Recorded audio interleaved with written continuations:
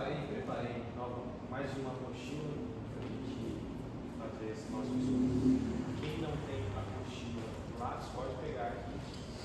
E aí vocês vão, é uma apostila que vocês vão completar as respostas. Ela não tem todas as respostas, ela tem um guia que é um versículo bíblico que vai te ajudar a chegar na resposta. Lembrando que a dinâmica que a gente vai adotar é a dinâmica de um concílio. Para a organização de uma igreja é feito um concílio, que é uma série, é um exame onde os pastores e igrejas convidados vêm para cá e vão avaliar o conhecimento bíblico, teológico, doutrinário dos irmãos, para votarem se os irmãos estão ou não aptos a fazerem parte da Convenção Batista Brasileira. Então, o nosso estudo, ele parte do Pacto dos Batistas, né, da Confissão de Fé dos Batistas. O pastor Josimar tem usado esse material para os irmãos, então a gente vai responder a partir daí. E repetindo também o que eu disse semana passada, por se tratar de doutrina, a gente não pode ter nada muito inovador. Vai vir uma ideia diferente, nova. Não, se é nova, tem algum problema com ela, porque a gente trabalha com doutrinas que são muito antigas, doutrinas que remontam os séculos e os milênios da igreja no mundo, da igreja batista no mundo. Tá bom? Então, só para lembrar, o que a gente estudou semana passada? Cristologia. O que é cristologia? Estuda a pessoa de Cristo. E hoje a gente vai estudar pneumatologia. O que é pneumatologia? Parece que é estudo dos pneus. Pneumonia, não. Pneumonia. Tem a ver com sopro, né? E o que lembra sopro na palavra de Deus? Espírito Santo. Então nós vamos estudar a doutrina do Espírito Santo hoje. Eu vou ter que chegar mais para cá. Não, está desligado, né?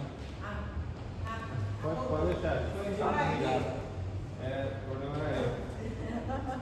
Então, gente, pneumatologia, essa definição está aí na apostila de vocês, é a doutrina sobre a pessoa e a obra do Espírito Santo. Então, a gente não vai dar só definições sobre o Espírito Santo, mas do seu papel na salvação, do seu papel na igreja. Ela ocupa um lugar central na nossa teologia e a gente não considera o Espírito Santo como uma força pessoal, como uma energia. Não, a gente considera o Espírito Santo uma pessoa. Então o Espírito Santo é a terceira pessoa da Trindade. Semana passada nós estudamos a segunda pessoa da Trindade e anteriormente vocês estudaram a primeira pessoa da Trindade, que é Deus Pai. Então, essa pessoa da Trindade, ele é coeterno. O que isso quer dizer? Ele é eterno assim como Deus Pai e Deus Filho. Ele é coigual, ele é igual a Deus Pai e a Deus Filho. Ele não há uma hierarquia na relação dessas pessoas. Elas estão no mesmo pé de igualdade. Consubstancial com o Pai. Ele é feito da mesma coisa que o Pai e o Filho são feitos. Ok? Então isso aqui são definições para a gente que vão ajudar a gente a embasar as próximas perguntas que virão. Algumas tem poucos versículos para ler, só que tem outros que tem muitos, tem passagens ali que tem até 7 versículos para ler. Quando chegar nessa que tem muitos versículos para ler, eu vou mudar um pouquinho a dinâmica, eu vou pedir para vocês lerem, cada um ler ali, só para vocês, e depois cada um vai tentar responder, a gente vai construir essa resposta junto. Beleza? Esse aqui só tem uma, então peço que alguém leia para a gente João 15, 26. Mas quando vier o Consolador, e eu da parte do Pai vos hei de enviar, aquele Espírito da verdade que procede do Pai, ele testificará de mim. Então a gente tem aí nessa passagem algumas características e algumas respostas sobre o que é e sobre quem é o Espírito Santo. Então, vocês querem partir daí ou vocês querem voltar um pouquinho naquela definição que a gente deu lá atrás? Quem é o, se você tivesse que responder, quem é o Espírito Santo? Consolador. Terceira pessoa da Trindade, voltando um pouquinho. Mas o que ele é dessa passagem que nós lemos? Mediador. Espírito da verdade. Então a gente tem algumas definições. Coloquei ali, o Espírito Santo é Deus, é a terceira pessoa da Trindade, o Consolador, o Espírito da verdade. Se você responder qualquer uma dessas respostas, vai estar certo aqui. Então lembrando que é bom que todos participem. Não é bom que só uma pessoa responda sempre a pergunta do concílio, tá bom? Então, responde aí para vocês estudarem em casa, para ficarem afiados para o dia do concílio.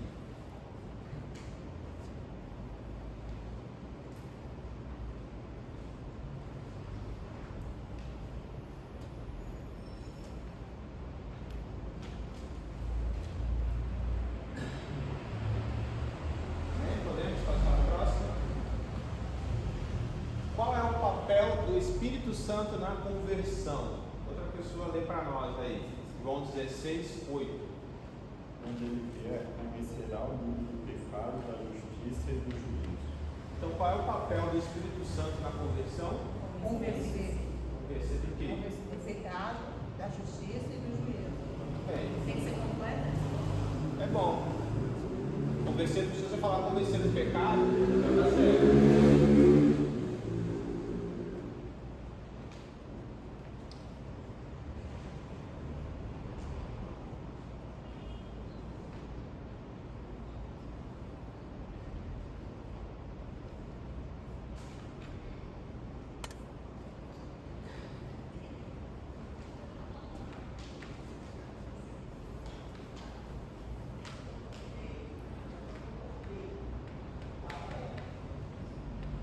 Próxima pergunta: qual é o papel do Espírito Santo na vida do salvo? Aí a gente tem 5 versículos. Vou pedir para 5 pessoas lerem, vão 5 pessoas lerem, e aí a gente vai tentar construir junto essa resposta. Vitória lê João 14, 17. Vitória Henrique. Vocês aqui, Samira aí. Samira lê João 16, 13. Daniel lê 1 Coríntios 12, 11. Você, Eu, Edneia. Edneia lê Gálatas para a gente, 5, 22. E quem pode ler para a gente aqui Atos 1, 6? Pode ler? Leio. E aí eu vou dar 2 minutinhos para vocês formularem com base no que vocês leram aí. Quem não leu também, especificamente o versículo, pode ajudar na construção aí. Mas é tutorial? Não, pode ler para vocês só. Quem quiser liga, eu tenho uma aqui para emprestar.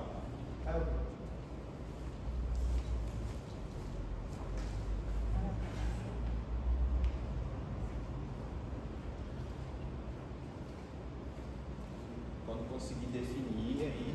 Eu vou dar 2 minutos. Se quiser ler os outros podem ler também. O meu é Atos 1. Isso, pode ser Atos 6 e o 6.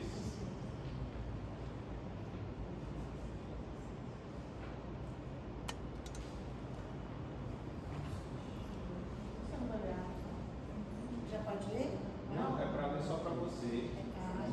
E tentar responder qual é o papel do Espírito Santo na vida do salvo. O que essa passagem fala que o Espírito Santo faz na nossa vida?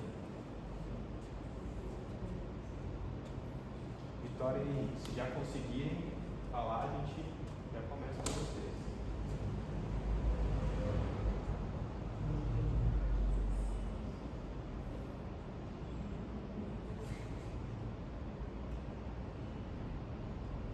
Ou se alguém aqui já tiver conseguido responder, a gente já começa por aqui. Se ela já quer falar? Foi mal. Qual o papel dele, né? Isso. Produz amor, Legal. né? Alegria, paz, paciência. Franqueza, bondade, Bom, fidelidade, humildade, domínio próprio. o fruto do O Espírito. fruto dos frutos do Espírito. Muito bom. Próximo. Qual é o papel do Espírito Santo na vida do crente? Se colocar fruto do Espírito, tá certo. Tá certo. Seria viver conosco, seria Viver conosco. na nossa vida. Ficar com o crente. É, Guiar o estar crente. em nós. Estar em nós. Pronto, isso pra mim. Muito bom. Estar em nós. Quem pegou João 16,13? O Espírito Santo guia toda a verdade. Guia toda a verdade. Você, Daniel. Olha, eu fiquei com 1 Coríntios 12:11. 12 e 11. Mas um só é o mesmo Espírito que realiza todas essas coisas, distribuindo-as como lhes apraz, a cada um individualmente. Então o que ele faz? Ele distribui. Os dons do Espírito. Muito legal. Isso aí, ó, é junto que vocês vão construir a resposta. Muito bom. A cada um ele distribui. Isso aí. Os dons do Espírito Santo. E Atos 1,6. O que diz lá? Duas pessoas pregando. Ele vai distribuir poder para que as pessoas sejam testemunhas de Jesus. A senhora quer complementar a resposta?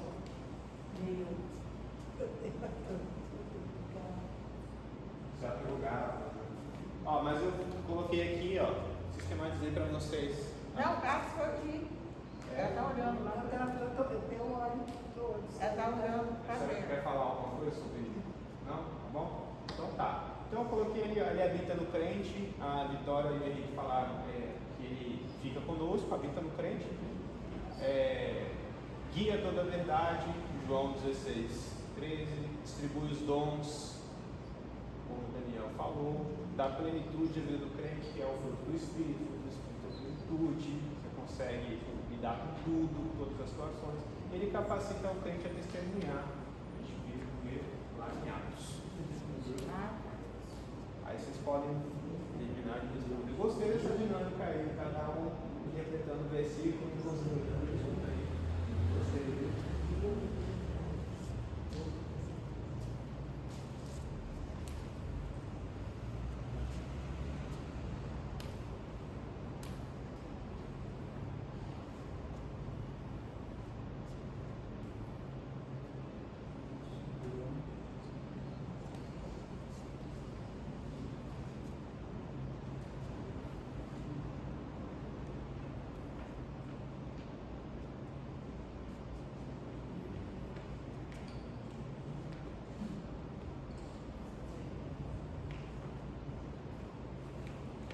Isso aqui é grande, hein, pastor? Essa tem 3 páginas, 16 questões. Tomara que dê tempo de terminar. Senão vocês fazem sozinhos aí, que vai pegar Pra mim, terminando. não tá aqui. Não, é o pastor Mas Josimar o tem Josimar que- dá conta, ele faz sim. Quarta pergunta. Como se dava a obra do Espírito Santo no Antigo Testamento? Aí eu botei um exemplo, mas não é só esse de Ezequiel. Se você lembrar de Samuel, de Crônicas, Davi. também vale. Davi, né? Mas abre lá Ezequiel 2:2 para a gente ler. Enquanto a voz falava, o Espírito de Deus entrou em mim e me fez ficar em pé. E eu ouvi a voz dizer: E aí, como é que o Espírito fazia o que com a pessoa? entrava na linha do profeta, né? Aham. E falava, e o Espírito de Deus entrava nele e dava profecia, falava. Usava a boca dos profetas. Usava a boca dos profetas para umas pessoas. Alguém quer falar de um jeito diferente? Lembrei tem aquela música que Deus usa quem ele quer. Ele ia lá e usava. É Saul, né? Saul foi todo errado. É. O Espírito veio sobre Profetizou, ele profetizou. começou a profetizar. Eu vou ter uma definição assim, ó. O Espírito Santo concedia poder de Deus para alguns homens para cumprir determinadas tarefas. Era uma ação pontual. Em Atos está isso. Atos 1, na verdade, porque o 1,6 não fala outra coisa, está no 8. No 8 ele fala, porque o Espírito Santo concede poder para vocês serem meus testemunhos. Isso. Mas aí já é novo. Aí já é o Novo Testamento. É Novo Testamento, não é? Não, mas esse daí.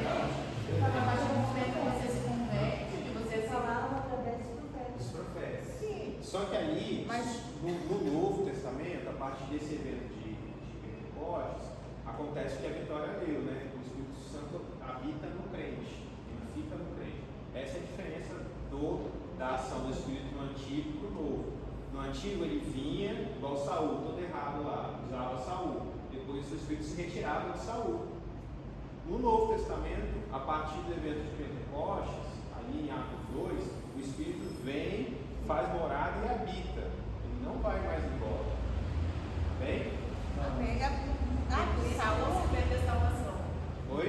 E é por isso E é por isso que você não perde salvação. No caso de Saul, pastor, né?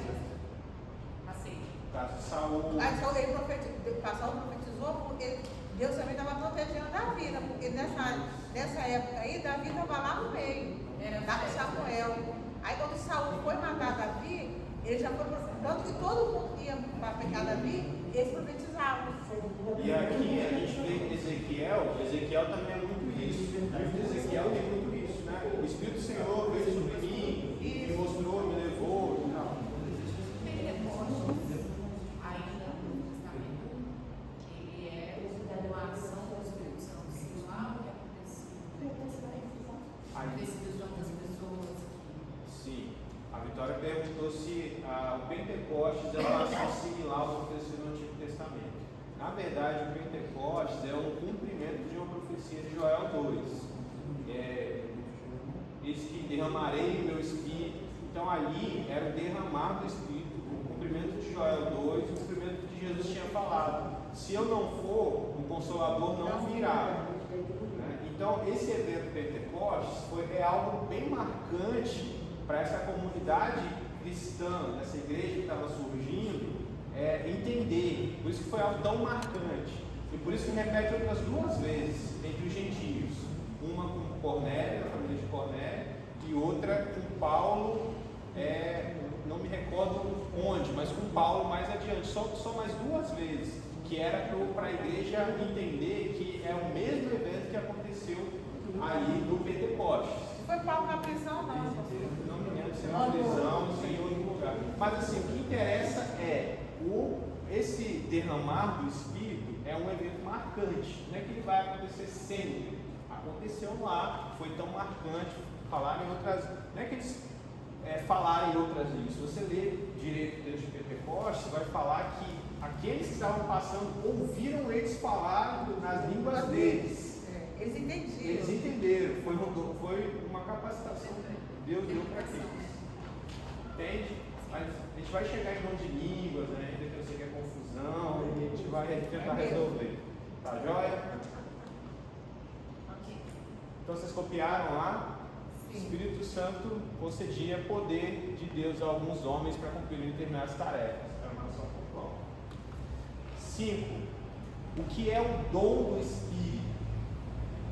Presta atenção nas palavras. E uma letra muda tudo. Não é dons, é dom. Atos 2,38. Respondeu-lhes que, arrependei-vos, e cada um de vocês batizado em nome de Jesus Cristo para a remissão dos vossos pecados. Recebereis o dom do Espírito Santo. E aí? É a salvação. O dom do Espírito. Olha a resposta. Dádiva presente de Deus dado a todos que creem em Jesus como Salvador. Apontador? Tem aqui, ó. Tem um monte aqui, ó. Está assinado? Contador. Aqui dentro Dádiva presente. Então, o dom, você tem que lembrar da palavra dádiva. O que é o dom do Espírito? Quando Pedro falou, arrependa-se e será dado a vocês o dom do Espírito. Presente. Presente de Deus. Isso. Então, é uma dádiva, um presente de Deus a todos que creem. Todos que se convertem, recebem Jesus como Salvador, recebem o dom do Espírito. Grava na sua cabeça, não existe crente sem o Espírito Santo. Tá bom? Porque quando a gente crê em Jesus, nós recebemos o que? O que Pedro fala aí? O dom do Espírito.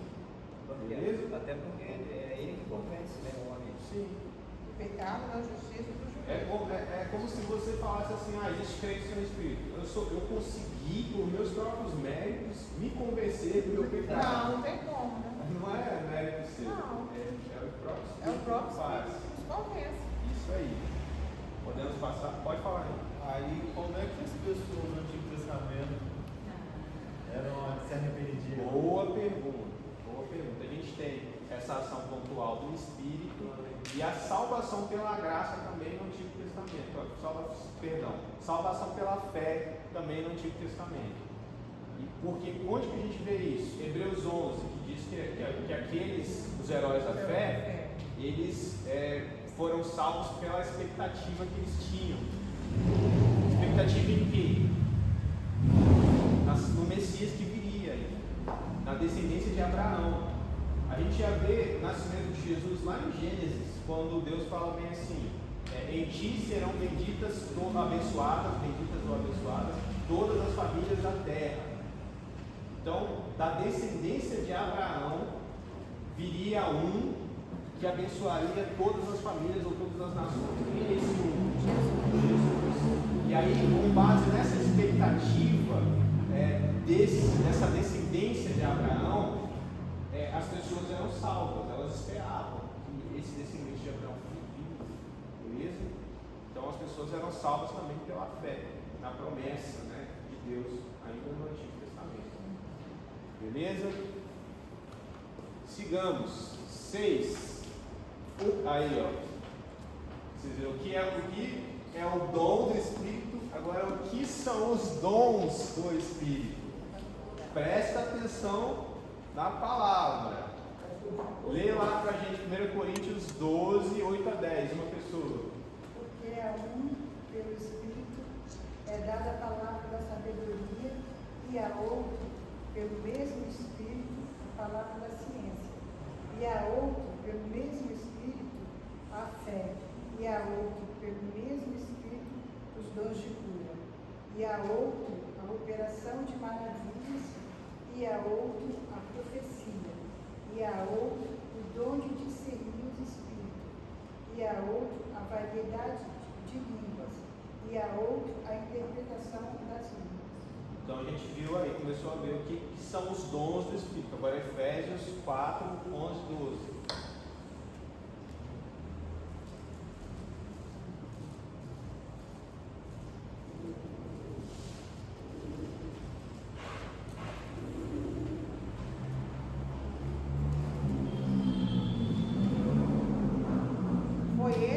Foi ele quem deu dons às pessoas. Ele escolheu alguns para serem apóstolos, outros para profetas, outros para evangelistas e ainda outros para pastores e mestres da igreja. Ele fez isso para preparar o povo de Deus para o serviço cristão, a fim de construir o corpo de Cristo.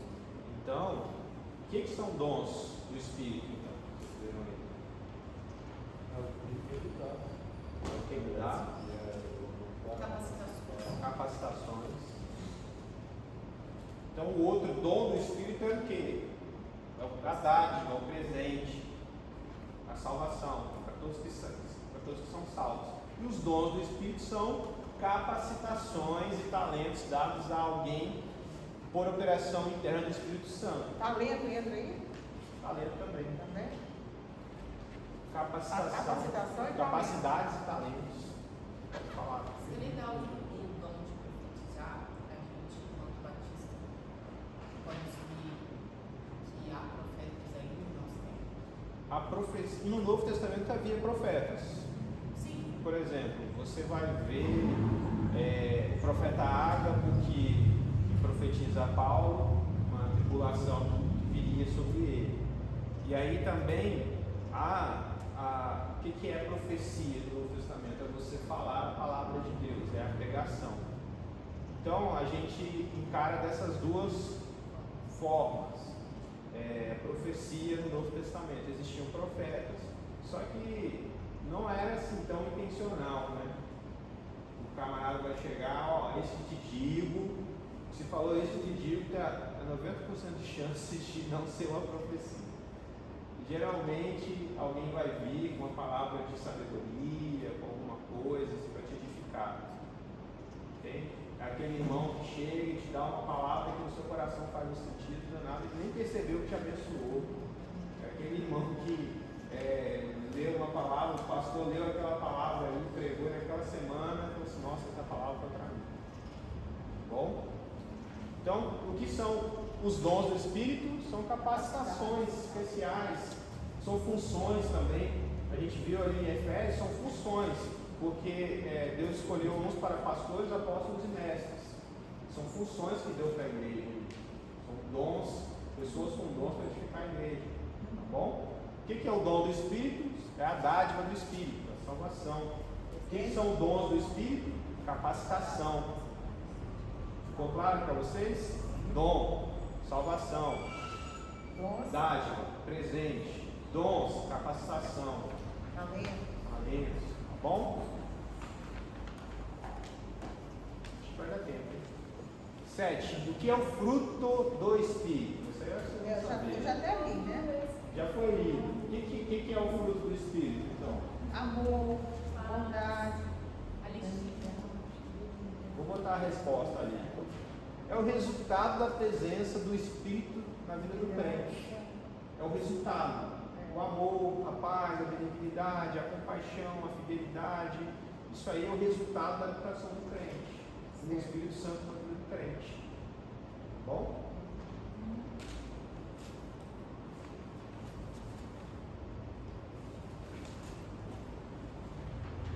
No caso, o resultado do Espírito Santo na vida do crente, que produz o fruto do Espírito.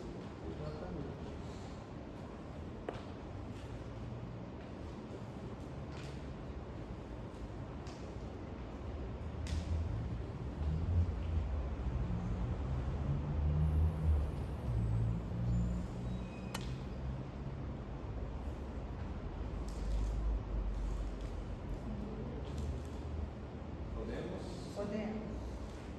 Só mais um minutinho.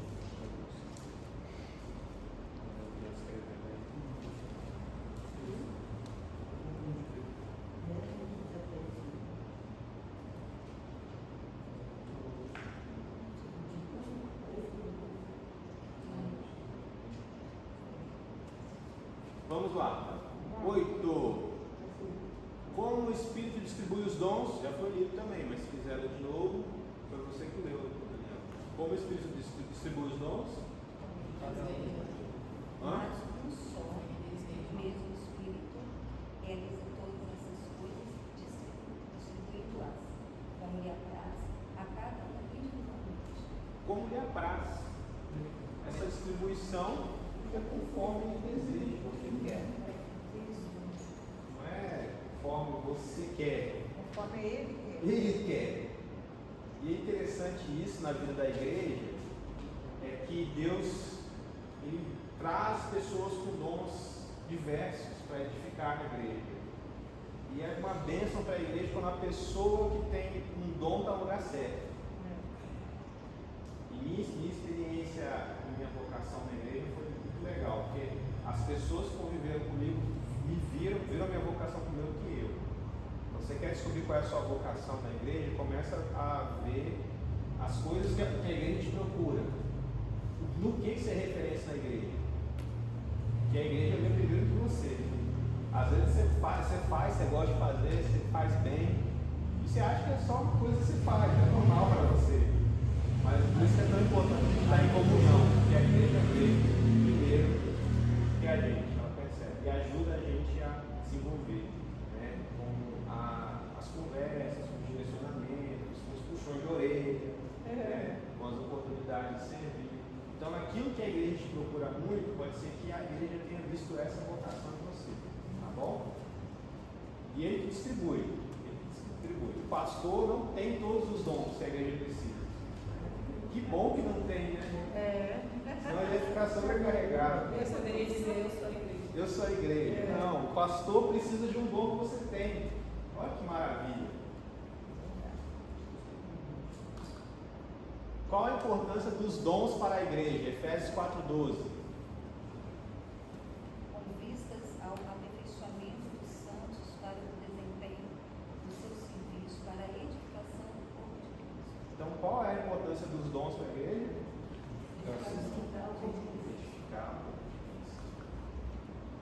Aperfeiçoamento dos santos para a obra do ministério edificação do corpo de Cristo. Aperfeiçoamento. À medida que você serve, você vai melhorando.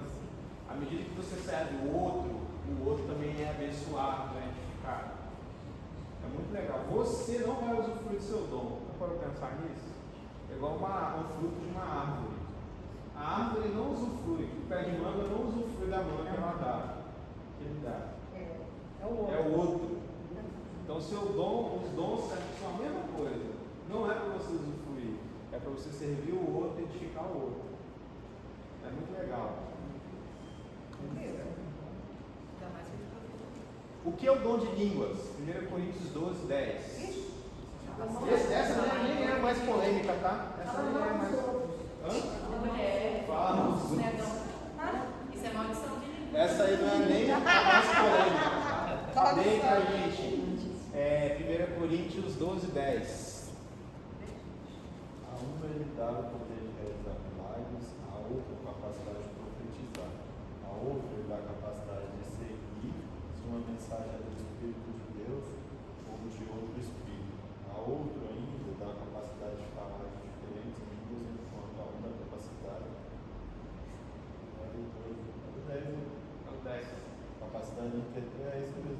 De falar e interpretar outras línguas. Aí está línguas ou idiomas? Tá línguas, NVT. E na sua aqui?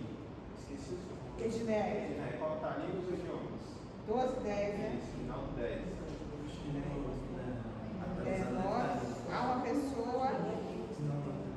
Uma pessoa recebe o dom do Espírito, uma pessoa recebe do Espírito poder para fazer milagres, outra recebe o dom de anunciar a mensagem de Deus, ainda outra recebe a capacidade para saber a diferença entre os dons que vêm do Espírito e os que não vêm dele. Para uma pessoa, o Espírito dá a capacidade de falar em línguas estranhas. E outra para interpretar. Isso. E outra lhe dá o poder de interpretar. O problema. Oi? Línguas também. O problema é que as nossas traduções elas dão margem para parecer outra coisa. Lá o verbo no grego é idiomas. Idiomas. Aí especificamente nessa passagem é idiomas. Mas até pra gente hoje, se você perguntar, você fala quantas línguas? A gente não vai achar que você está falando lava suja. A gente já vai perguntar se você fala espanhol. Depende de qual igreja você perguntar. Não, mas eu nem estou falando dentro da igreja, estou falando numa conversa informal. Tipo, você sabe falar qual língua? Você fala inglês, entendeu? Então, a gente acabou virando virou um negócio esquisito. A gente fala língua. Porque se a gente fala línguas dentro da igreja, virou outra coisa, que não é comum.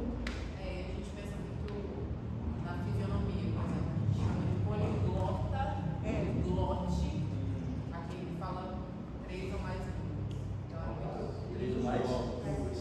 Não, tem uma parte aqui, pastor, eu acho que é mais Coríntios. línguas. É isso que eu tô falando. Agora é uma questão de língua, vote, sempre pensando no idioma. Dá a entender quando Paulo fala que línguas é idiomas. Tem uma parte que ele fala mais línguas do que todos os irmãos. Aí eu entendi nesse sentido, mas tem gente que fala. Mas tem gente que fala que isso aqui É só para a gente tirar essa dúvida mesmo. Porque se a gente levar o contexto histórico-cultural em conta ali também,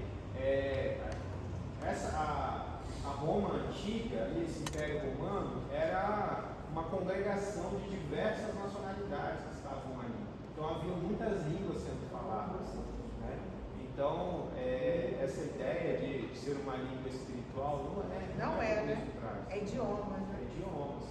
E isso, o concílio vai fazer questão de saber se vocês pensam que esse dom de línguas aí é línguas estranhas, como é falado aqui, línguas estranhas, como é falado nas igrejas pentecostais, ou se são idiomas.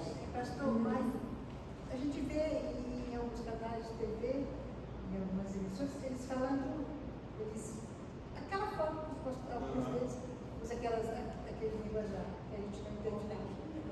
O que é aquilo ali? Eles chamam isso de. O que? A língua dos anos. A língua dos anos tem um nome. Inclusive, o que a gente fala sobre. Tem um nome.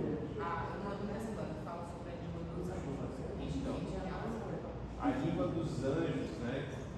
primeiro vamos falar do texto, esse texto que a gente está trabalhando. Esse texto fala de idiomas, de outros idiomas, de uma capacitação especial que o Espírito dá para você falar outro idioma. É muito útil para o missionário, no contexto transcultural.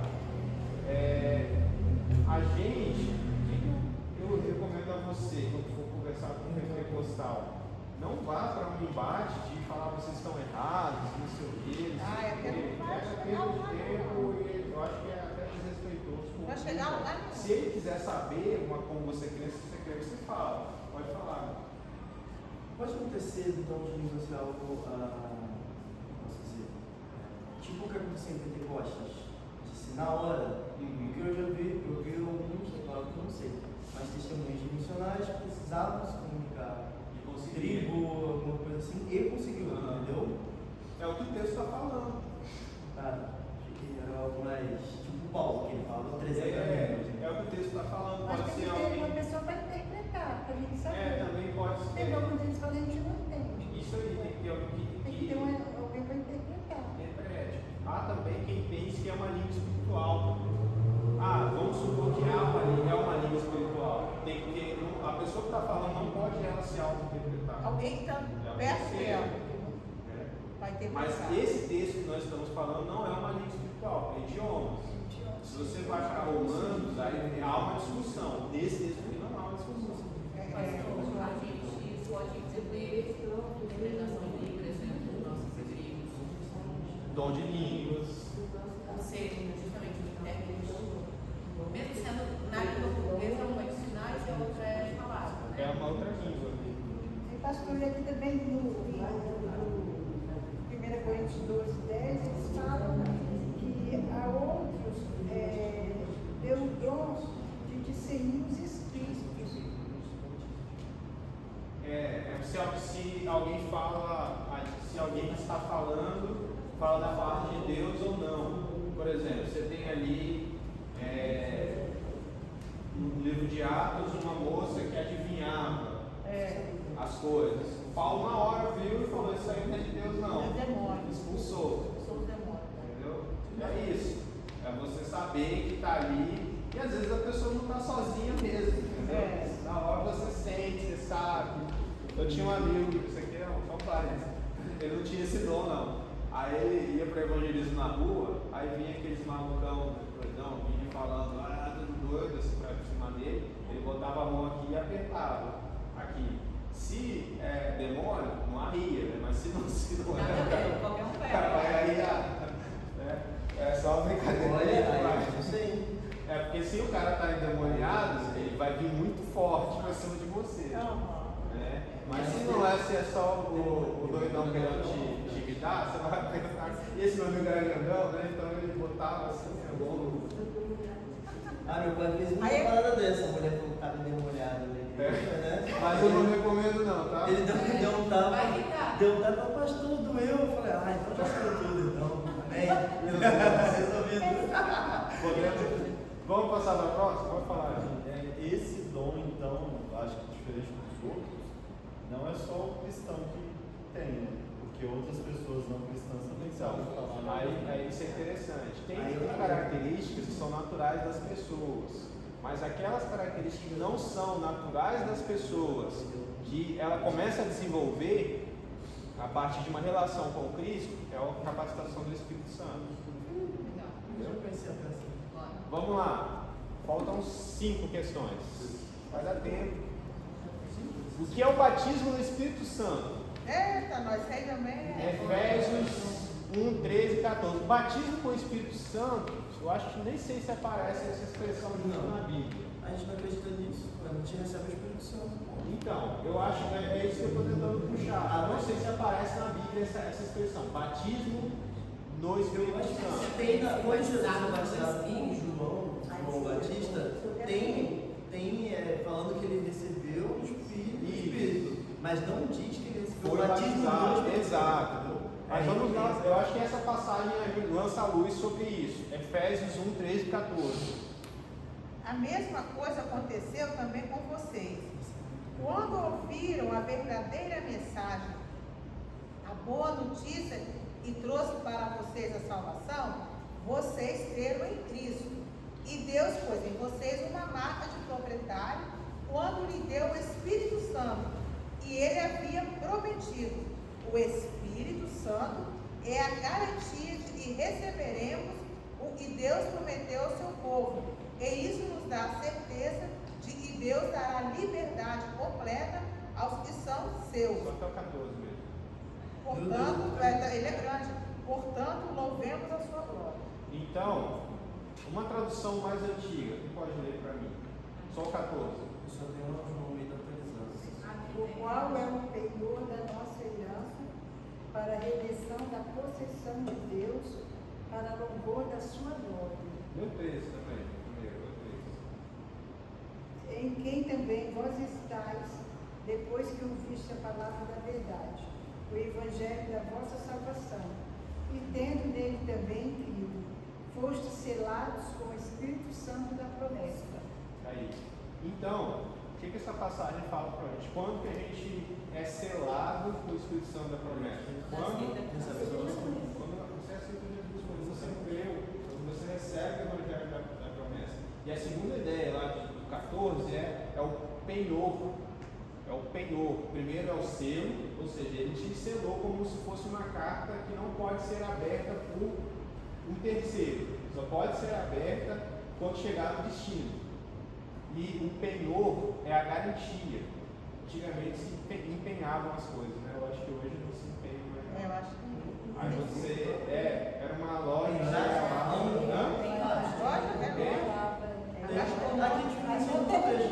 Não, é isso. Você ia lá, empenhava um bem, pegava o dinheiro e depois você voltava para buscar. Olha as duas ideias que a gente tem. Primeiro, da carta selada, né, com o selo que não pode ser violado. E o segundo é uma garantia que o dono vai vir buscar. Então, a primeira ideia da carta selada é esse crente que recebeu esse Espírito quando ele creu, ele não vai perder essa salvação. Esse selo, ele não pode ser violado. E a garantia é que o dono vai vir mesmo buscar. Então, tem várias ideias nessa passagem aí. Mas a ideia que a gente precisa trazer é o que é o batismo do Espírito Santo. É o selamento do Espírito Santo quando você crê. Se a gente for usar essa nomenclatura que é usada nas igrejas pentecostais, batismo no Espírito Santo.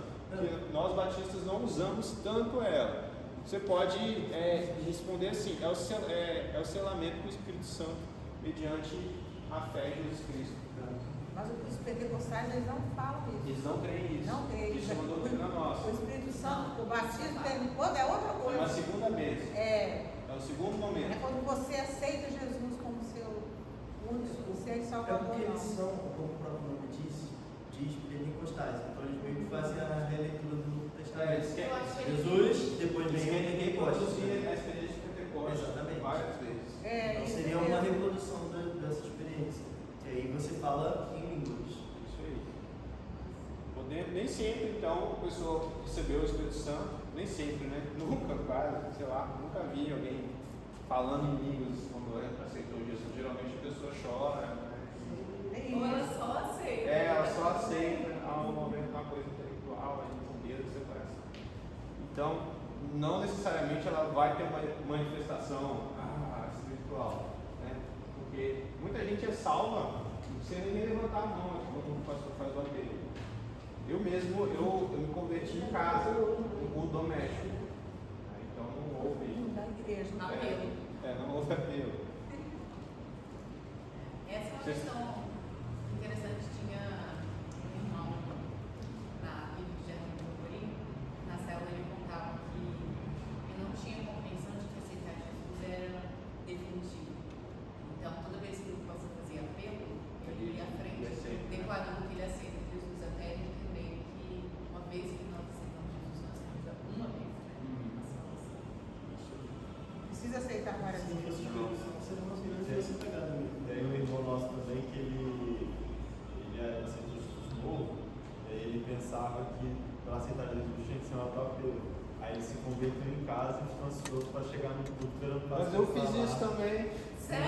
Eu me converti em casa, esperei o pregador fazer o apelo para ir à frente. É só porque eu queria fazer a parte do que tem que falar A para as pessoas, né? Eu esqueci o nome. liturgia, Que aí você Não, mas aí é tem batismo. Não é isso não, é que você meio que torna público que você se converteu, só isso.